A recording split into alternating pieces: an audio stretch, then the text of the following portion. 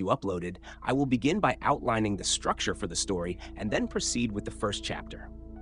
The theme revolves around betrayal, forgiveness, and the evolution of relationships, capturing the deep emotions and complexities of love, loss, and new beginnings.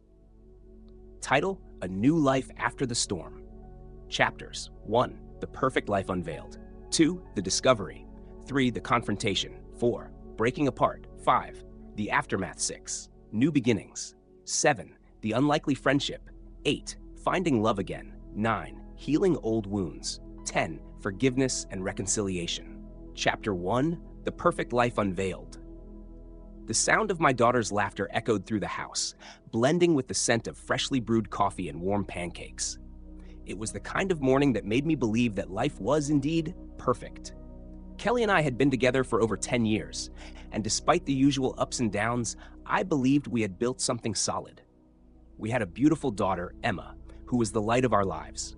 Kelly was everything I had ever wanted in a wife: kind, smart, funny, and loving. Or at least, that's what I had convinced myself. Looking back now, I realize how naive I was. The cracks had been there all along, but I had been too blind, too trusting, too comfortable to notice. Maybe it was because I didn't want to see them. After all, what man wants to admit that his seemingly perfect life is anything but? I sat at the kitchen table, watching Kelly move gracefully around the room. She smiled at Emma, running a hand through her long chestnut hair, a gesture so familiar that it hurt to remember it now. She was everything I had ever dreamed of, or at least I had thought so. "How about a walk after breakfast?" Kelly asked, her voice light and carefree, as if nothing was wrong, as if our lives weren't about to be torn apart. I smiled and nodded, not realizing that this was one of the last mornings I would feel that sense of normalcy. It was a Wednesday afternoon when I first noticed it. A small detail, really. Something that most people wouldn't have thought twice about. Kelly had been spending a lot of time at school meetings lately, or so she said. Emma's teacher, Mr. Anderson, had become a frequent topic of conversation at home. I thought nothing of it at first. I had met him a few times. He was charismatic, good with kids, and the kind of person who made you feel comfortable around him. Too comfortable, it seemed. That afternoon, I had come home early from work, hoping to surprise Kelly. I remember how quiet the house felt. The kind of quiet that sends a shiver down your spine. I made my way to our bedroom, expecting to find her reading a book or napping. Instead, what I found was much worse. Kelly's phone was buzzing on the bedside table, and I glanced at it out of habit. A message from Mr. Anderson flashed on the screen. "Miss you already. Can't wait for Friday. Love you." The room seemed to close in on me, the air suddenly too thick to breathe. My hands shook as I read the message again, hoping, praying that I had misunderstood. But the words were there, staring back at me, undeniable. My perfect life, the one I had so carefully built, was crumbling before my eyes. I wanted to scream, to throw the phone across the room, to confront Kelly right then and there. But I didn't. Instead, I sank onto the edge of the bed, the weight of the betrayal crashing down on me like a tidal wave. How had I not seen this coming? How long had this been going on? The door creaked open, and there she was, standing in the doorway with a smile that no longer seemed so innocent. "Hey," she said softly, but I could barely hear her over the pounding in my ears. "How long?" The question came out before I could stop it, my voice barely above a whisper. Kelly froze, her smile fading as she realized what I was holding. Her eyes widened in shock, and for a moment I thought I saw a flicker of guilt. But then, just as quickly, it was gone, replaced by something colder, something I hadn't seen in her before. "John, I can explain." "How?" "Long." Her silence was all the answer I needed. In that moment, the life I thought I had, the marriage I thought was unshakable, shattered into a million pieces. She stood there, watching me, as if waiting for me to break down, to cry, to beg her to stay. But I couldn't. All I could feel was the numbness spreading through me, the icy realization that the woman I loved had been living a lie. "I'm sorry," she whispered, but the words felt empty, like a rehearsed line in a play. She wasn't sorry for what she had done. She was sorry that she had been caught. I stood up, walking past her without a word, feeling the weight of the betrayal pressing down on my chest. I didn't know where to go or what to do, but I knew one thing for sure: nothing would ever be the same again. The silence after that day was unbearable. Kelly and I had always been good at talking through things, even when they were hard. But now the air between us was thick with unspoken words and the stinging reality that our life together was a lie. I had always thought of our relationship as something solid, something built on mutual trust and respect. But after finding that message, every interaction felt like an act, a cruel performance where I pretended everything was fine, even though inside I was breaking apart. I wanted to confront her, to demand answers, but I wasn't ready. I wasn't ready to hear how long it had been, why she had done it, or worse, if she still loved him. I didn't want to face those truths just yet. So instead, I stayed quiet. I went to work, came home, and played the role of the dutiful husband, waiting for the right moment, if such a moment could ever exist. But Kelly wasn't quiet. She tried to explain herself more than once, her voice shaky, filled with what sounded like regret. Every time she opened her mouth to speak, I would turn away, pretending to be busy with something else, anything to avoid hearing the details of her betrayal. It wasn't until one evening, when Emma had gone to bed and the house had settled into an uncomfortable stillness, that I finally snapped. Why him? The words came out of nowhere, and I was surprised at how calm my voice sounded. Kelly looked up from the book she wasn't really reading, her eyes wide with surprise, as if she hadn't expected me to ever ask. "John," she began, her voice soft and pleading, but I cut her off. "Just tell me. Why him? Why Mr. Anderson, of all people?" Her eyes flickered with something I couldn't quite place. Guilt, maybe? Shame? It didn't matter. I needed to know, even if the truth would tear me apart. "I didn't mean for it to happen," she said quietly, her hands twisting nervously in her lap. "It started off as just conversations. You know how hard things have been between us lately. We weren't connecting like we used to. I felt lonely." I wanted to laugh at the absurdity of it. Lonely? In the life we had built together? But the truth was, I had noticed it too. The way we had started drifting apart, the long hours I spent at work, the way our conversations had turned into routine exchanges about Emma's school, the bills, what we needed to do around the house. The intimacy we once shared had faded, but I hadn't thought it was beyond repair. Apparently, Kelly had. "So what?" I asked bitterly. "You decided to find someone else to connect with? Someone more exciting?" She winced at my words, her eyes brimming with unshed tears. "It wasn't like that, John. It was never about excitement. It was just different. I didn't mean to hurt you." I wanted to believe her, but the bitterness in my chest wouldn't let me. Different? How? Was he better than me in some way? Did he make you happier? Was I not enough? The questions tumbled out before I could stop them, each one sharper than the last. I hadn't meant to sound so desperate, but I couldn't help it. I needed to know why she had turned to someone else when I had always tried so hard to be everything she needed. "It wasn't about better or worse," Kelly said, her voice barely above a whisper. "It just happened, and I know that's not an excuse, but it's the truth. I didn't go looking for it, but once it started, I couldn't stop." There it was, the truth I had been dreading. She hadn't just made a mistake. She had made a choice, over and over again, to betray me. "How long?" I asked, my throat tight with the weight of the words. Her hesitation told me everything I needed to know, but still, I waited for her to say it. "A year," she whispered finally, her eyes closing as if she couldn't bear to look at me anymore. "It's been going on for a year." A year. My mind raced back over the last 12 months, searching for signs, moments when I should have known, should have seen what was happening right under my nose. A year of lies. A year of stolen moments with another man while I was at work, or out with Emma, or asleep beside her, oblivious to the betrayal. The anger I had been holding back for so long surged to the surface, and before I knew what I was doing, I stood up, pacing the length of the living room, my fists clenched at my sides. "A year," I repeated, the words tasting bitter in my mouth. "You've been lying to me for a year.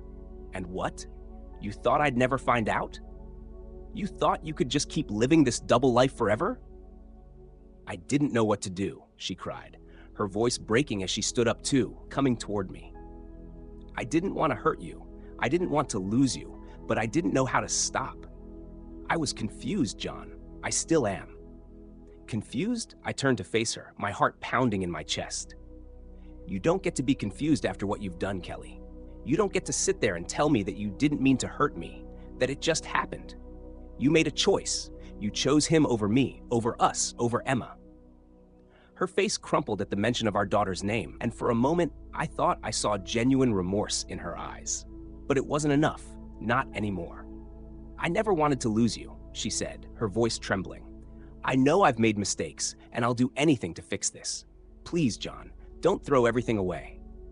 I stared at her, the woman I had loved for so long, the mother of my child, and I felt nothing but emptiness.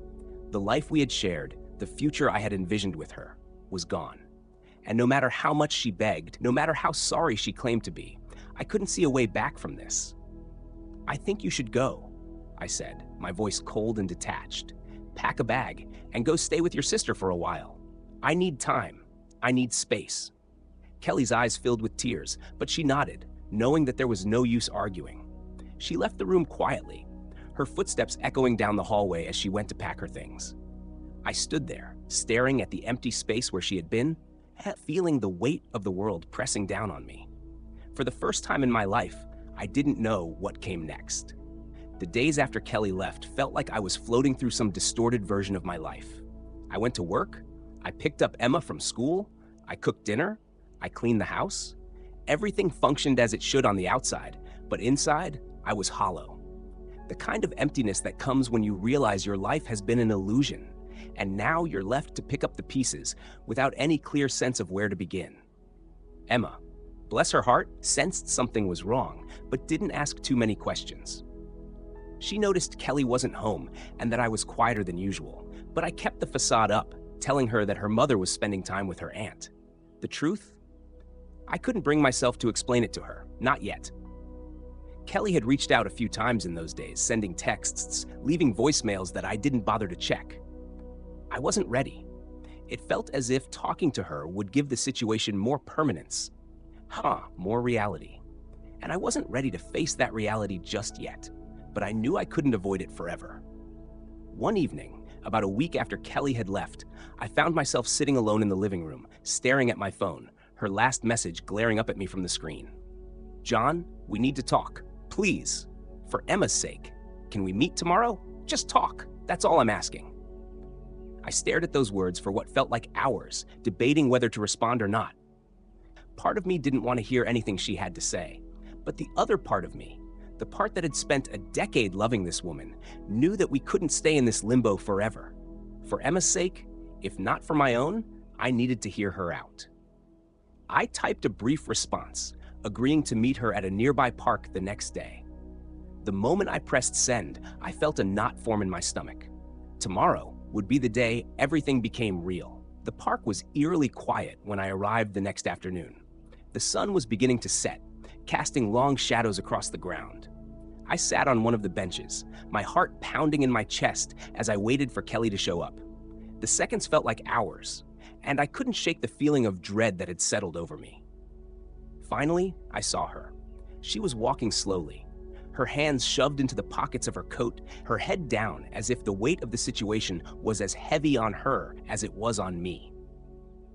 When she reached the bench, she hesitated for a moment before sitting down next to me, leaving a wide space between us. For a moment, neither of us said anything. The silence stretched on, filled only by the distant sounds of children playing on the other side of the park and the rustling of leaves in the breeze. I waited for her to speak first, but when the silence became too much, I finally broke it. You wanted to talk. Kelly glanced at me, her eyes red as if she hadn't slept in days. I know I don't deserve this chance, she said quietly, her voice barely above a whisper. But I had to try. For Emma's sake. For our sake. Our sake? I repeated bitterly. Do you really think there's still an us after everything that's happened? She flinched at my words but didn't look away. I don't know, she admitted. But I had to at least try to explain. I don't expect you to forgive me, John. I know what I've done. It's unforgivable. But I still need you to understand why. Why? I laughed, though there was no humor in it. Why, Kelly? Because you were bored? Lonely? You didn't get enough attention at home, so you found it somewhere else? Her eyes filled with tears again, and she shook her head. It wasn't like that. I know it looks that way, but it wasn't about boredom or attention. It was about losing myself, losing us. I frowned, not sure what she meant. Losing us? Kelly took a deep breath, wiping at her eyes as she tried to gather her thoughts. You and I, we were so good for so long, but somewhere along the way, we stopped being partners. We stopped being us. We became parents, sure, and we became roommates who shared responsibilities. But we stopped being the people we were when we first fell in love. I wanted to argue with her, to tell her that wasn't true, but as she spoke, I realized that there was some truth to what she was saying. We had drifted apart over the years. The spark that had once made us feel like a team had dimmed. But was that really an excuse for what she had done? So what? I asked, my voice harsh. Because things weren't perfect anymore, you decided to cheat? That's your justification? Kelly shook her head again, her voice cracking as she spoke. No, there's no justification for what I did. I made a horrible mistake, a terrible, selfish mistake. And I've regretted it every day since you found out. But it wasn't because I didn't love you, John. I never stopped loving you. Her words hit me like a punch to the gut. How could she say that? How could she claim to still love me after what she had done? If you loved me, I said quietly, my voice shaking with anger, you wouldn't have done this. You wouldn't have betrayed me like this. I know, she whispered, her shoulders slumping as if the weight of her guilt was too much to bear. I know that, and I don't expect you to ever look at me the same way again. But I had to tell you the truth. I had to explain that it wasn't about you. It was about me. I shook my head, my mind racing with 1,000 thoughts. So what now, Kelly? What do you want from me? She looked down at her hands, twisting them together nervously. I don't know. I don't know what comes next. I want to find a way to move forward. For Emma. For both of us. Move forward? I repeated, my heart heavy with the weight of her words. How do you expect us to do that, Kelly? How am I supposed to look at you, at us, and pretend like everything's okay? She didn't answer right away. Instead, she stared at the ground, her eyes filled with unshed tears. I don't expect you to pretend, she said finally, her voice barely above a whisper. I don't expect you to forgive me either, but I'm asking you to try. For Emma's sake. We need to figure out how to be parents together, even if we can't be anything else. The mention of Emma hit me hard.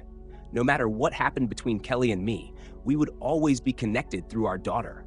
And Emma deserved better than parents who couldn't stand to be in the same room together.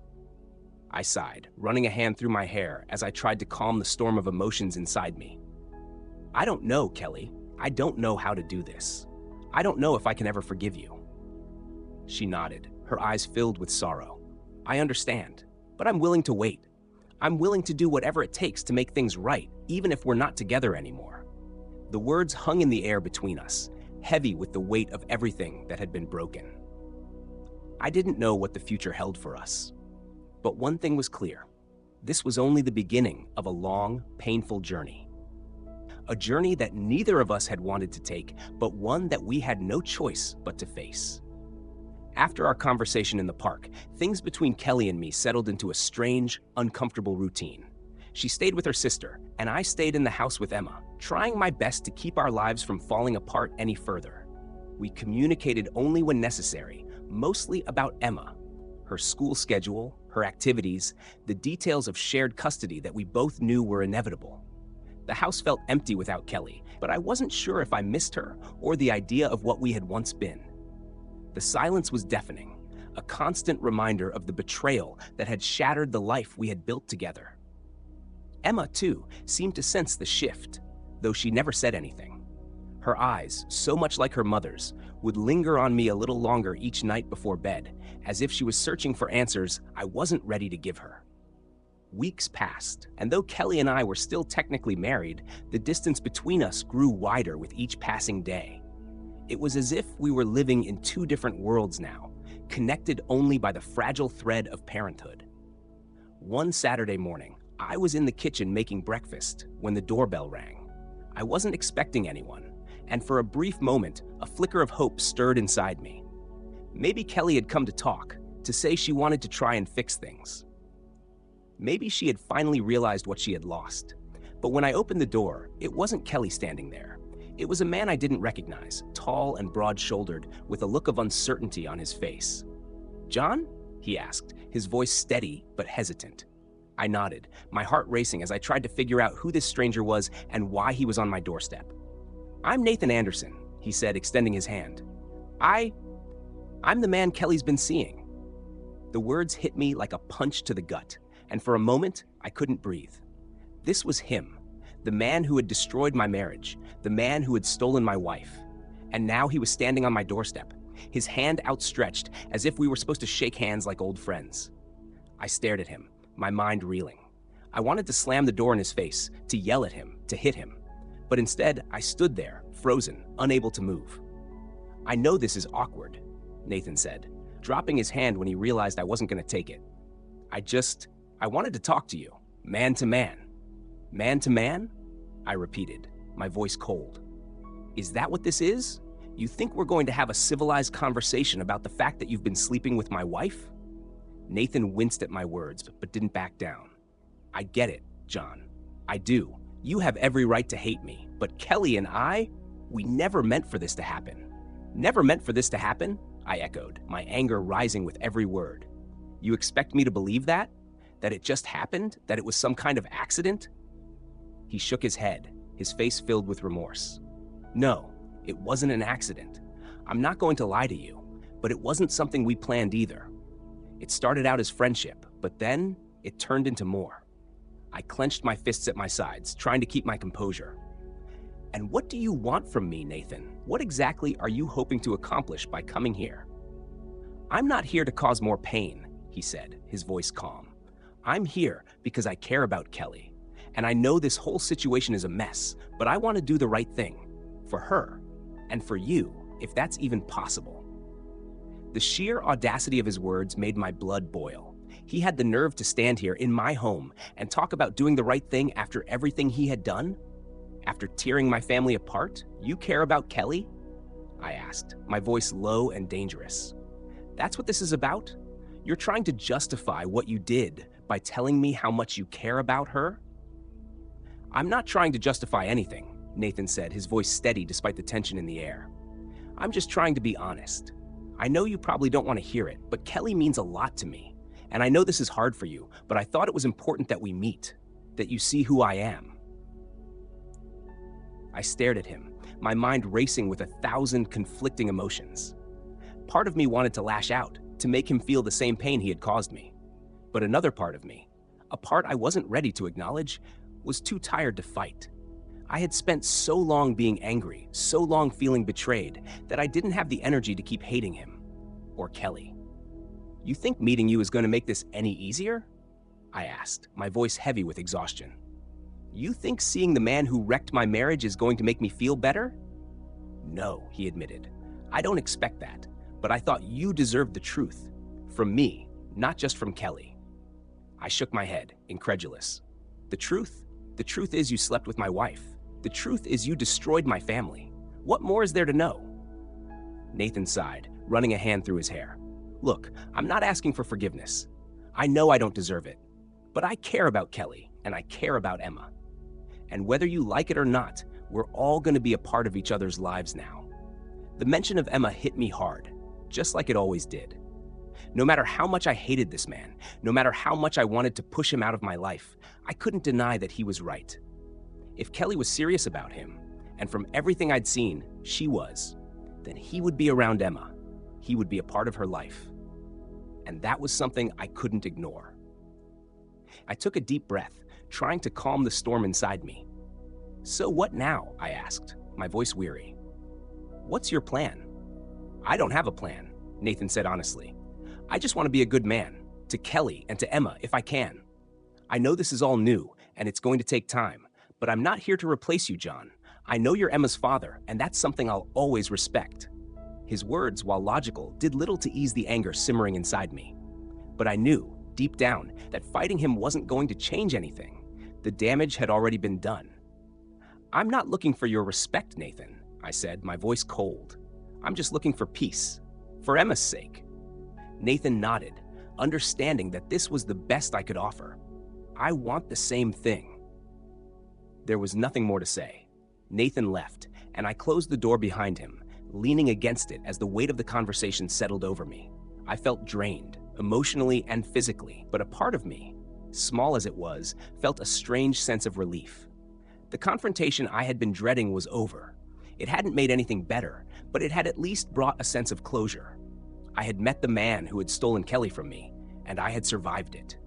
Now, the only thing left was to figure out how to move forward. The confrontation with Nathan left me in a state of uneasy calm. The anger that had been burning inside me for weeks was now a simmering ember, still present but no longer consuming me the way it once had. I couldn't say I had found peace, but I had accepted that there was no undoing what had been done. Kelly had chosen another man, and whether I liked it or not, Nathan was now a part of our lives. The only thing I could control now was how I handled the aftermath.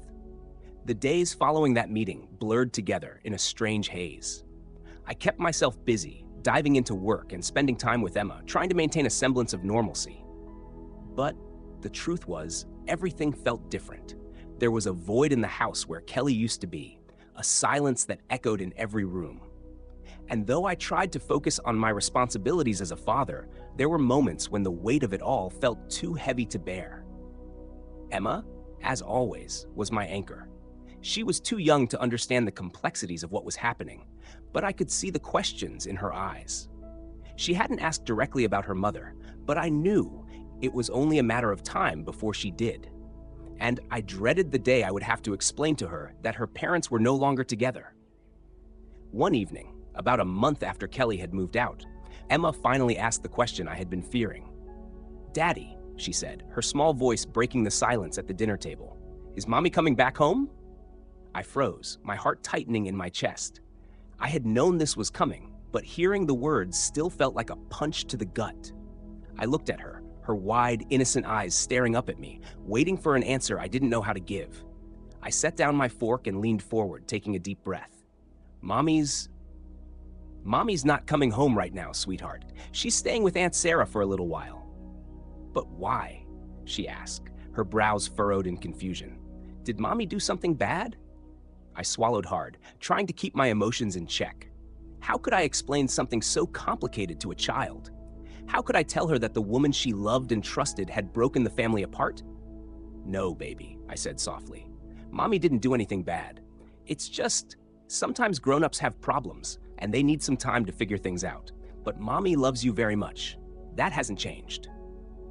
Emma looked down at her plate, her small hands fidgeting with her fork.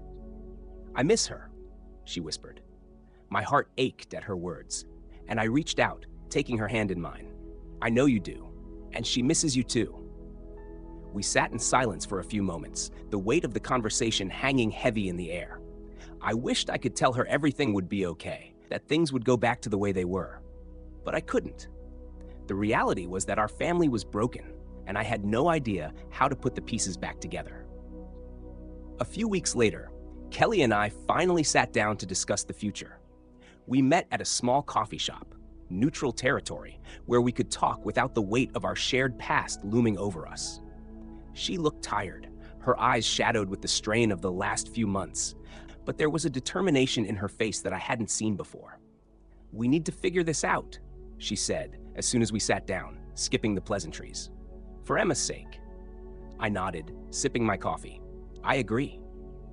We talked about logistics, custody arrangements, holidays, how we would handle the inevitable questions from Emma as she got older. It was a practical conversation, devoid of emotion, and for that, I was grateful. There was no point in rehashing the pain of what had happened between us. We both knew there was no going back. "We need to be on the same page," Kelly said after a long pause. "We need to make sure Emma knows that we're still her parents, even if we're not together." I nodded again, though the words felt hollow. I wasn't sure how we could ever be on the same page after everything that had happened. But she was right about one thing.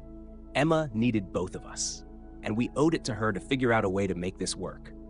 "I want to be honest with her," Kelly continued, "but I don't want to overwhelm her. She's too young to understand all of this." "I agree," I said, setting my cup down. "We'll tell her what we can, but we'll keep it simple. She doesn't need to know the details." Kelly nodded, her eyes flickering with something I couldn't quite place. "Thank you," she said softly, "for being reasonable about this." I wanted to laugh at the absurdity of it. Reasonable? After everything she had put me through, she was thanking me for being reasonable? But I swallowed my frustration, knowing that now wasn't the time to reopen old wounds. "This is about Emma," I said, my voice steady. "That's all that matters now." We sat in silence for a while after that, the air between us heavy with unspoken words. There was so much I wanted to say, so many questions I wanted to ask, but I knew none of it would change anything. Kelly had made her choice, and now we were living with the consequences. "I'm gonna tell Emma soon," Kelly said quietly, breaking the silence. "About Nathan." The mention of his name sent a jolt of anger through me, but I kept my expression neutral. "Do you think that's a good idea?" "She needs to know, John," Kelly said, her voice firm. "Nathan is going to be a part of my life, and eventually he'll be a part of hers too." I clenched my jaw, forcing myself to stay calm. "Fine, but we take it slow. Emma's already been through enough." Kelly nodded, relief washing over her face. "Thank you. I know this isn't easy." I didn't respond. There was nothing left to say.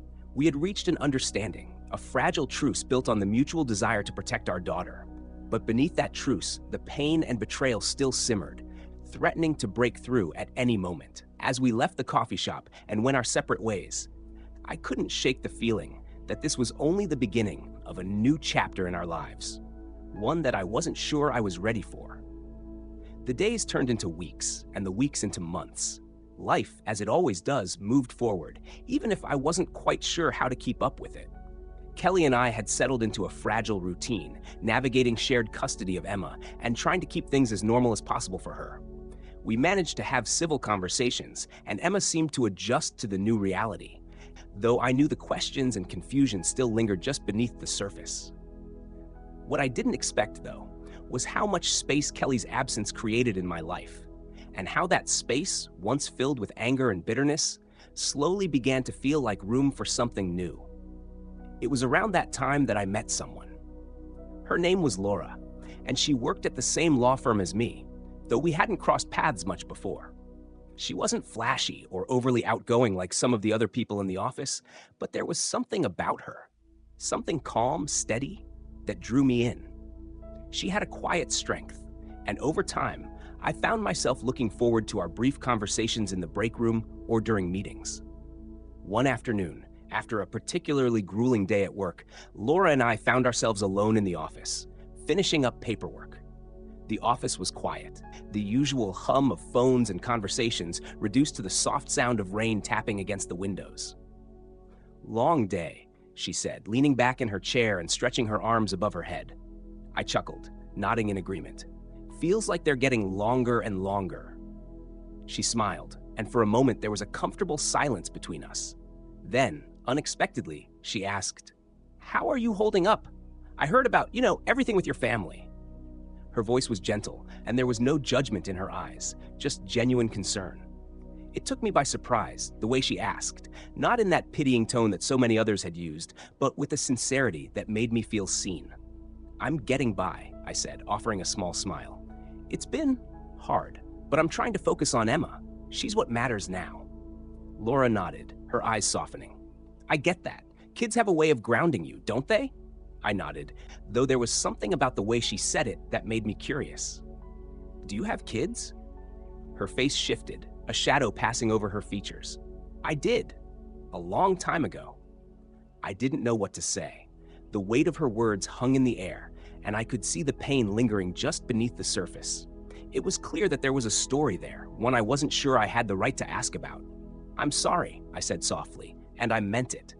The sadness in her eyes was something I recognized all too well, the kind of sadness that comes from losing something you thought would last forever.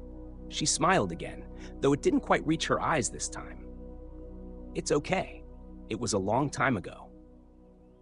We sat in silence for a few moments, the unspoken understanding between us growing stronger. There was something comforting in that silence, in the shared acknowledgement of pain and loss. It wasn't romantic or flirtatious, but it was real. And for the first time in a long time, I felt like I could breathe a little easier. Over the next few weeks, Laura and I began to spend more time together. It wasn't planned or intentional at first, it just happened. We'd grab coffee after work or take a walk during lunch breaks. She made me laugh in a way I hadn't laughed in months, and slowly, the weight of the past began to lift. It wasn't that I had forgotten about Kelly or the betrayal. I don't think I ever really could. But with Laura, I found myself thinking less about what I had lost and more about what was still ahead. One evening, as we walked through the park near the office, Laura stopped and turned to me, her expression thoughtful. "You know," she began, "I didn't expect to feel this way." I frowned, not sure what she meant. "What way?" She hesitated for a moment, as if searching for the right words. Like, maybe I could start over. After everything that's happened, I didn't think I'd ever be ready for that again. I felt a pang of recognition in her words. "Yeah," I said quietly. "I know what you mean." We stood there for a moment, the weight of unspoken emotions between us. I wasn't sure if I was ready for anything more, but with Laura, it didn't feel rushed or forced.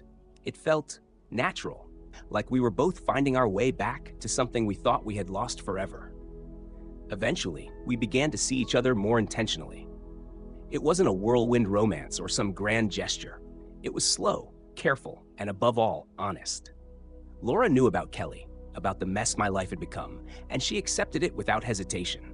She didn't try to fix me or change me. She just stood by my side, steady and strong. One evening, a few months after we had started dating, I introduced Laura to Emma. I had been nervous about it, unsure of how Emma would react to someone new in my life, but Laura, as always, was patient and understanding. She didn't push Emma or try to take on any role she wasn't ready for. Instead, she treated her with kindness and respect, and slowly, Emma warmed up to her. It was strange, this new life I was building. Part of me still felt guilty, like I was betraying some unspoken promise by moving on from Kelly. But the truth was, Kelly had moved on too. She and Nathan were still together, and while it hurt to know that they had found happiness with each other, I had come to accept that their relationship was something I couldn't change. One evening, after I had put Emma to bed, I sat down on the couch with Laura, my mind wandering back to all the twists and turns my life had taken over the past year. "You know," I said quietly, staring out the window at the fading light, "if you had told me a year ago that I'd be here, sitting on this couch with you, I wouldn't have believed it." Laura smiled softly, resting her hand on mine. "Life has a way of surprising us, doesn't it?" I nodded, squeezing her hand gently. "Yeah, it does." And for the first time in a long time, I realized that maybe, just maybe, the surprises life had in store weren't all bad. There was still hope, still a future waiting to be written, and for the first time, I was ready to face it. As the months went by, something unexpected happened. I found myself having more and more civil conversations with Kelly. At first, it was strictly about Emma, school, holidays, birthday plans, but over time, those conversations grew into something else. I didn't know if I'd ever fully forgive her, but the raw anger I had felt in the beginning had started to fade, replaced by a strange sense of understanding. Kelly and I were still bound by Emma, and no matter how hard I tried to cut her out of my emotional landscape, the simple truth was that we were co-parents. And if I was going to build a better future for Emma, I had to learn how to navigate this new relationship with Kelly. But the turning point came when an unexpected event threw us both into a situation where we had no choice but to confront our past. It was Emma's 8th birthday. She had been talking about this day for weeks, planning every detail: what kind of cake she wanted, who she would invite, and where it would be. Kelly and I had agreed to hold the party at the park, neutral ground where neither of us had an advantage. Laura would be there, of course, and so would Nathan. This was the first time all of us would be together in the same place since everything had fallen apart. The tension in the air was palpable when we arrived at the park that Saturday morning. Kelly was already there, setting up decorations with Nathan, while Laura and I walked hand in hand with Emma, who was bursting with excitement. It was strange, surreal even, watching Kelly and Nathan together, knowing that this was the man who had been a part of the betrayal that had ripped my life apart.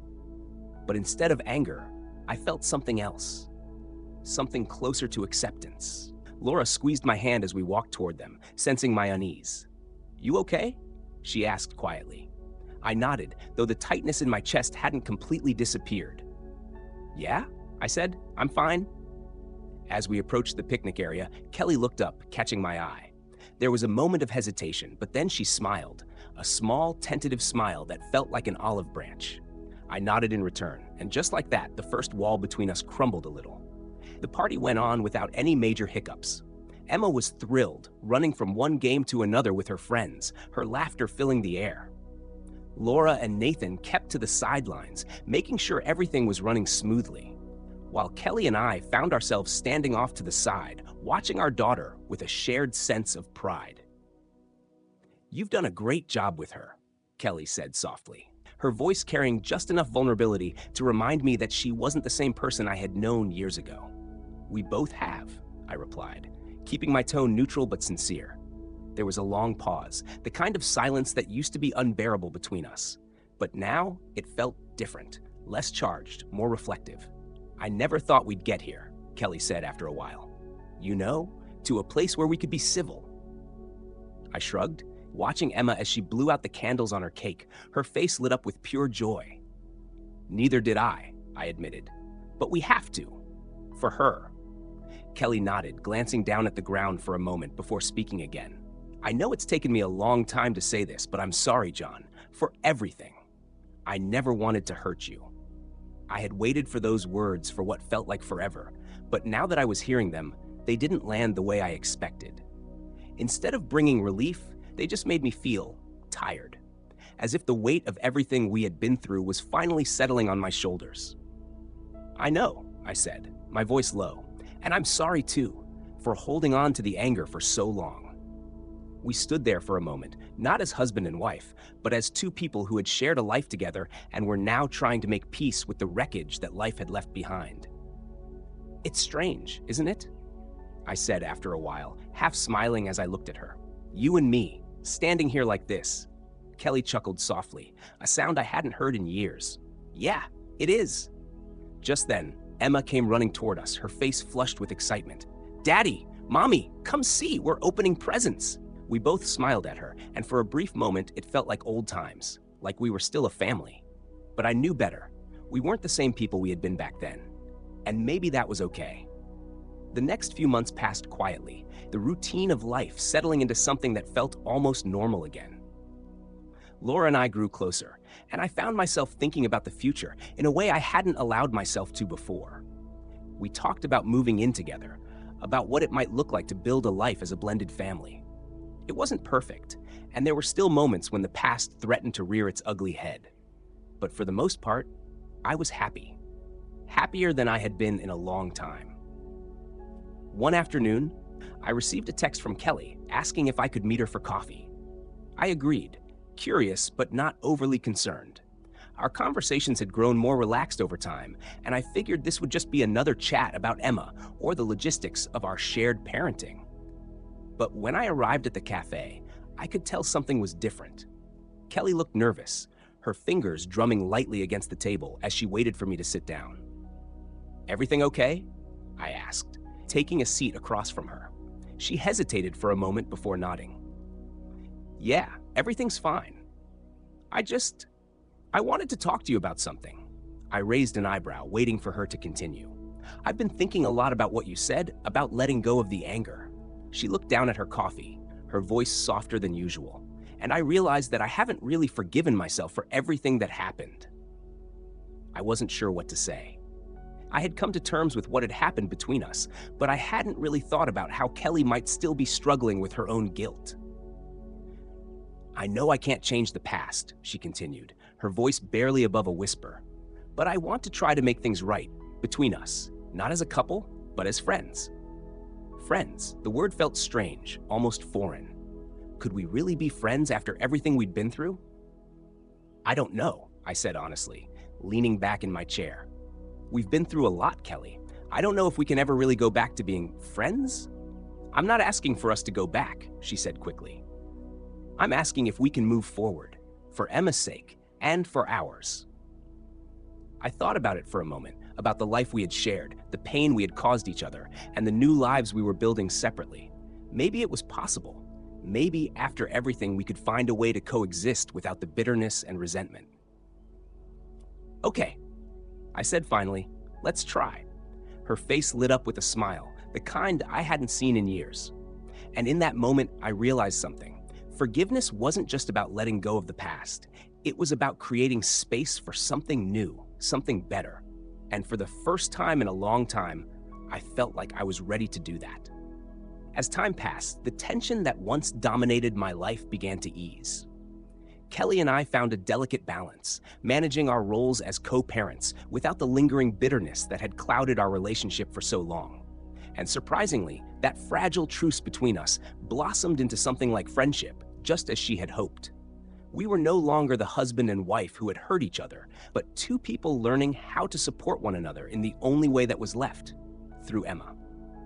It was still strange, navigating this new dynamic, but it was also a relief. For so long, I had clung to the hurt, the betrayal, and the anger, convinced that it was the only way to protect myself. But as the months went by, I found myself letting go of the past, opening up to the possibility of something better. And a large part of that was because of Laura. Laura had become a constant presence in my life. Where Kelly had once occupied my thoughts and my future, Laura had slowly stepped in, filling the empty spaces with her warmth, her patience, and her understanding. She had been there through the difficult conversations with Kelly, the awkward moments of transition, and most importantly, she had been there for Emma. I couldn't have asked for a better partner, both for myself and as a role model for my daughter. One evening, after Emma had gone to bed and the house was quiet, Laura and I sat on the porch, the cool night air brushing against our skin. The stars above us sparkled in the dark sky, and for the first time in a long while, I felt at peace. Truly at peace. "You seem more relaxed lately," Laura said, breaking the comfortable silence between us. I smiled, leaning back in my chair and gazing up at the stars. "Yeah, I guess I am. Things have finally started to feel normal." She raised an eyebrow, giving me a playful smirk. "Normal? I never pegged you for someone who liked normal." I chuckled softly. "I used to think I didn't, but after everything that's happened, I've realized that maybe normal is exactly what I need." Laura reached out, taking my hand in hers. Her touch was soft, reassuring, the way it always was. "I'm glad to hear that. You deserve to feel at peace, John." I looked at her, the woman who had stood by me through so much, and I felt a swell of gratitude. She had been patient with me, never pushing, always giving me the space I needed to heal. And now, sitting there beside her, I realized just how deeply I had come to care for her. It wasn't the intense, fiery passion I had once felt for Kelly. It was something different, something steady, something real. "Laura," I said quietly, my voice barely above a whisper, "I know I don't say this enough, but thank you for everything." She smiled, her eyes warm and filled with affection. "You don't have to thank me, John. I'm just glad to be here with you." I squeezed her hand, feeling the weight of my words, knowing what I wanted to say next. "I don't know where I'd be without you. You've helped me through so much, and I love you." The words hung in the air between us, and for a moment, I wasn't sure if I had said too much too soon. But then Laura's face softened, and a smile spread across her lips. "I love you too, John," she said, her voice full of warmth. Relief washed over me, and for the first time in what felt like forever, I felt like I was truly starting a new chapter in my life, one that wasn't defined by the mistakes of the past, but by the possibilities of the future. As my relationship with Laura deepened, the time came for another big step, moving in together. It wasn't a decision we took lightly. We both knew that it would have a huge impact, not just on us, but on Emma as well. We spent weeks discussing how to approach it, how to make sure Emma felt comfortable with the idea. One Saturday afternoon, Laura and I sat down with Emma to talk about the possibility. We were sitting in the living room, the sun streaming in through the windows, casting a warm glow over the room. "Emma," I began, looking at my daughter who was playing with her toys on the floor. "Laura and I have been talking about something important, and we wanted to see how you feel about it." Emma looked up at me, her big, curious eyes shining. "What is it, Daddy?" I glanced at Laura, who gave me an encouraging nod. "We were thinking, how would you feel if Laura moved in with us? It would mean she'd be here all the time, not just for visits. You, me, and Laura would live together." Emma tilted her head, considering the idea for a moment. "Like a family?" I nodded, my heart thudding in my chest. "Yes, like a family." There was a brief pause before Emma smiled, her eyes lighting up. "I'd like that. Laura makes the best pancakes." Laura and I both laughed, and I felt a wave of relief wash over me. This was another step forward, another piece of the puzzle falling into place. We had Emma's approval, and that was all that mattered. As the weeks passed and Laura officially moved in, our lives began to settle into a new rhythm. It wasn't perfect. There were moments of adjustment, moments when the past would creep back into my thoughts. But for the most part, things felt good. Right. One evening, a few months after Laura had moved in, I found myself standing in the kitchen, watching her as she helped Emma with her homework. It was a simple moment, one that would have seemed ordinary to anyone else, but to me, it was extraordinary. The woman I loved was sitting with my daughter, guiding her through her math problems, and I felt a deep sense of gratitude for the life we were building together. I walked over to them, placing a gentle kiss on Laura's forehead. She looked up at me, her eyes sparkling with affection, and in that moment, I knew that I had found something truly special, something I never thought I would have again after everything that had happened with Kelly. Later that night, after Emma had gone to bed, Laura and I sat on the couch, wrapped in each other's arms. The house was quiet, the only sound the soft ticking of the clock on the wall. I felt content, more content than I had in years. "I've been thinking," Laura said softly, breaking the comfortable silence, "about the future." I turned to her, curious. "What about it?"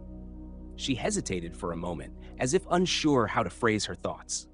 "I know things have been going well, and I don't want to rush anything, but have you ever thought about us having a family of our own?" Her words took me by surprise, but not in a bad way. I had thought about it, about what it would be like to have a child with Laura, to build a family with her. But I hadn't said anything, unsure if it was too soon or if she even wanted the same thing. "I have," I admitted, my voice soft. "But I didn't want to bring it up until I knew you were ready." Laura smiled, resting her head on my shoulder. "I think I'm ready, and I think you are too." I felt a surge of warmth in my chest, knowing that this was the beginning of something even bigger, something that would change our lives forever. After everything I had been through, after all the heartbreak and pain, I had found love again. Real love. And now, I was ready to take the next step. The conversation with Laura about having a family of our own stayed with me in the days that followed. It was a new and exciting possibility, one that filled me with a sense of hope I hadn't felt in a long time. But with that hope also came a flood of emotions: uncertainty, fear, and most of all, the lingering presence of the past. Before I could truly embrace this new chapter with Laura, I knew there was one final thing I needed to do: make peace with Kelly, not just for Emma's sake, but for mine as well. While we had managed to build a functional co-parenting relationship and had even begun the fragile steps toward friendship, there was still a part of me that hadn't fully healed from the hurt she caused. One Saturday afternoon, I called Kelly and asked if we could meet for coffee. It wasn't unusual for us to meet up to discuss Emma, but this time, it wasn't about her. This was about us, about the ghosts of our marriage that I needed to lay to rest once and for all. We met at the same cafe where we had had so many difficult conversations before, but this time, the energy between us felt different, softer, less tense. Kelly looked up from her coffee as I approached, offering a small, tentative smile. "Hey," she said, her voice light but with a hint of curiosity. "What's up? Is everything okay with Emma?" "Yeah, Emma's fine," I assured her as I sat down across from her. "I actually wanted to talk to you about us, about everything that happened." Kelly's smile faltered slightly, and she glanced down at her coffee. "Oh," she said quietly. "I didn't think we'd ever really talk about that again." I took a deep breath, steadying myself. "I think it's time we do. I've been holding on to a lot of anger for a long time, and while I've come to terms with things in some ways, I don't think I've ever really dealt with it. Not completely." Kelly looked up at me, her expression filled with a mix of surprise and regret. "John, I'm not here to rehash everything," I interrupted gently. "I don't want to go through all the details again. We've both moved on, and I'm with someone now who means a lot to me. But before I can fully move forward with my life with Laura, I need to make peace with what happened between us, for myself." Kelly nodded, her eyes softening as she realized where I was coming from. "I understand. And you're right, we never really talked about it, not in a way that resolved anything." I leaned forward slightly, gathering my thoughts. When you and Nathan, when it happened, it felt like my entire world collapsed. I spent so long feeling betrayed, angry, and broken. I couldn't understand how you could do that to me, to us, after everything we had been through. Kelly's eyes filled with regret, and I could see that she was struggling to find the right words. "I don't have an excuse, John," she said softly. "What I did was wrong, and I've carried that guilt with me every day since. I know it doesn't change what happened, but I never stopped caring about you. I just lost myself along the way." I nodded, accepting her words. "I've come to understand that now, and I've learned that holding on to that anger was only hurting me in the long run. I don't want to live in the past anymore, Kelly. I want to move forward, with Laura, with Emma, and with my life. But in order to do that, I need to let go of what happened between us." Kelly's eyes shimmered with unshed tears, and for the first time, I saw not just the woman who had hurt me, but the person she had become since then. We had both changed, and while our marriage hadn't survived, we had somehow managed to build something new, something built on the foundation of our shared love for Emma.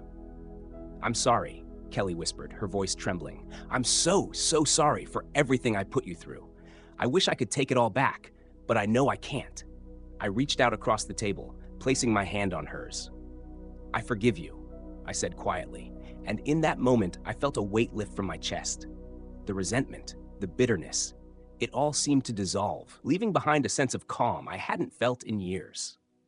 Kelly wiped away a tear, smiling through her emotions. "Thank you, John. That means more than you know." We sat there for a few moments, the silence between us no longer heavy with unspoken pain, but light and filled with a sense of closure. For the first time since our marriage ended, I felt like I could finally breathe freely. Later that evening, I returned home to Laura and Emma.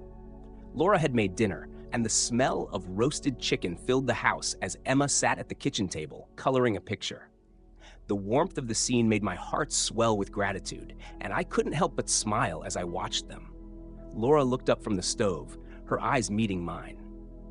"How did it go with Kelly?" I walked over to her, wrapping my arms around her waist from behind and resting my chin on her shoulder. "It went well," I said softly. "We talked about everything, about the past, and I think I finally let go of the anger I've been holding on to." Laura turned to face me, her expression filled with love and understanding. "I'm proud of you, John. That's a big step." I kissed her gently, feeling a sense of peace settle over me. "It is, and now I feel like I'm finally ready to move forward, with you, completely." Laura's smile was soft, her eyes filled with warmth. "I'm glad. I'm ready for that too." That night, after dinner, I tucked Emma into bed and sat beside her as she drifted off to sleep. I thought about the life we had created, the new family we were building, and I felt a deep sense of contentment. The wounds of the past hadn't healed overnight, but they were healing.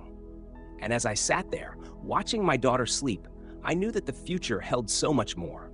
Laura and I had talked about having a child together, and now, with the weight of the past finally lifted, I felt ready. Ready to take that next step, ready to embrace whatever came next. The old wounds may never fully disappear, but they no longer defined me. I had found love again, and this time, I knew it was the kind of love that could weather any storm. As time passed, life settled into a new normal, one that felt steady and fulfilling. Laura and I continued to build our life together, and Emma seemed to thrive in this new environment.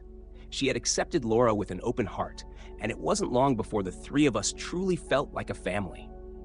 But even as things moved forward, I couldn't help but think about how far we had come, about the journey that had led me here. There was a time when I had believed that my life was over, that the betrayal I had experienced would haunt me forever. But I was wrong.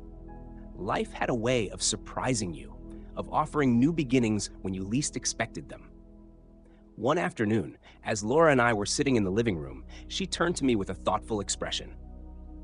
"I've been thinking about what you said a while back," she began, her voice gentle. I raised an eyebrow, curious. "About what?" "About us having a family together," she said, her eyes filled with warmth. "I know we talked about it before, but I've been thinking more and more about it lately. I think I'm ready." My heart swelled at her words. Laura and I had been together for some time now. and the idea of having a child with her felt like the natural next step. We had already built a life together, one filled with love, trust, and the kind of stability I hadn't thought possible after everything that had happened. But now, with the past finally behind us, I felt ready to move forward in a way I hadn't before. "I'm ready too," I said softly, taking her hand in mine. "I think it's time." A smile spread across Laura's face, and in that moment, I knew that this was what I had been waiting for, a chance to truly start over, to create something new and beautiful with the woman I loved. The pain of the past, while still there in small fragments, no longer had control over me.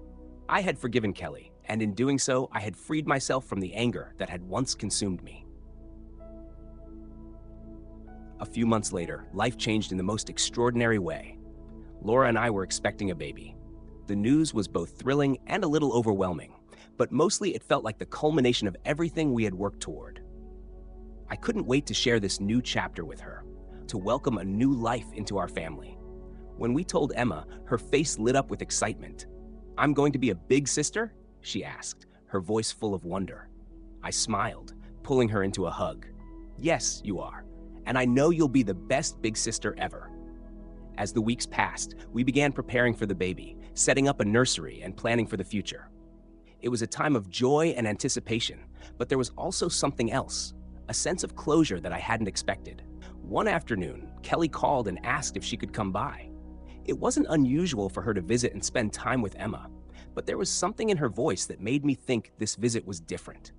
When she arrived, she looked nervous, as if she wasn't sure how to begin the conversation. We sat down in the living room, and after a few moments of silence, Kelly finally spoke. "I wanted to talk to you about something personal." I nodded, waiting for her to continue. "I heard from Emma that you and Laura are expecting," she said softly, her eyes flickering with a mixture of emotions. "I just wanted to say congratulations. I know this is a big step for you, and I'm genuinely happy for you both." Her words took me by surprise. I hadn't expected her to bring it up, let alone offer her congratulations. For a long time, the idea of moving on from Kelly felt impossible, but now, here she was, not only acknowledging the changes in my life, but supporting them. "Thank you, Kelly," I said, my voice sincere. "It means a lot to hear you say that." She nodded, looking down at her hands for a moment before meeting my gaze again. "I know things didn't end the way we hoped. I know I hurt you in ways I can never take back, but I'm really glad you found someone who makes you happy. You deserve that." The sincerity in her voice struck me, and for the first time, I realized that this was a true moment of reconciliation. We had both moved on, both found happiness in different ways, and now we were able to wish each other well without the weight of the past hanging over us. "I'm glad you found happiness too, Kelly," I said, my voice steady. "We've both been through a lot, but I think we've come out stronger on the other side, for Emma and for ourselves." She smiled softly, a look of peace on her face that I hadn't seen in years. "Yeah, I think you're right." We talked for a little while longer, catching up on the details of our lives, and for the first time in a long time, the conversation felt easy. There was no tension, no unresolved anger, just two people who had shared a life together and were now navigating their separate paths with respect and understanding. As the months passed, Laura's pregnancy progressed smoothly, and before we knew it, the day arrived when our son was born. Holding him in my arms for the first time was one of the most profound moments of my life. He was so small, so perfect, and in that instant, all the pain and heartache I had been through seemed to fade into the background. This was the future I had been working toward. This new life, this new family. Emma was overjoyed to meet her little brother, and Laura and I couldn't have been more in love with the life we had created. It wasn't just the birth of our son that filled me with a sense of fulfillment. It was the knowledge that we had built this life together on a foundation of love, trust, and forgiveness. And then something truly unexpected happened. Kelly became a regular part of our lives again, not as a source of conflict, but as a friend. Someone who could co-parent Emma with me and be a part of our blended family in a way that was healthy and supportive. She had found love with Nathan, and they too had started their own family. It was strange, but also incredibly freeing to see how life had brought us all full circle. One evening, after a family gathering where we had all celebrated Emma's birthday together, Laura, Kelly, Nathan, and I, along with our children, I sat on the porch, watching the sunset. Laura joined me, resting her head on my shoulder as we sat in comfortable silence. "Who would have thought we'd end up here?" I mused, glancing at her with a smile. She smiled back, her eyes filled with warmth. "Life has a way of surprising you, doesn't it?" I nodded, feeling a deep sense of contentment. "Yeah, it does." And in that moment, I realized that everything I had been through, the betrayal, the heartbreak, the long road to forgiveness, had led me here, to this life, this family, this love. I had found peace, not just with Kelly, but with myself. And now, I was ready to embrace whatever came next, knowing that I had the strength and the love to face it. The end? This completes the story.